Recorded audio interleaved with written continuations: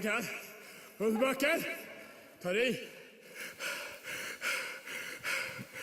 Jag tar mig inte upp längre dit. Fan är det frågan om? Fan! Ja, bra. Kedjan har hoppat också. Ja, det är en sån jävla kuk då! Alltså, jag lägger av att trampa vid 7 meter. Hur ska jag då kunna komma upp om jag lägger av? Likadant som den jävla backen i Valla. Jag höll på 15 gånger jag kom upp. Vad samma. Ja, men det går ju för fan! Ja, vi får väl se. Man kanske kan åka ner till bergen om ett år igen.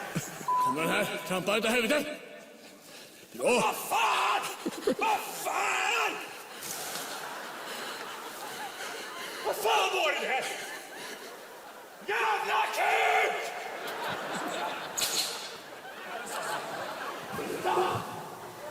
Så jävla dåligt! Fan, säger jag. Det är roligt.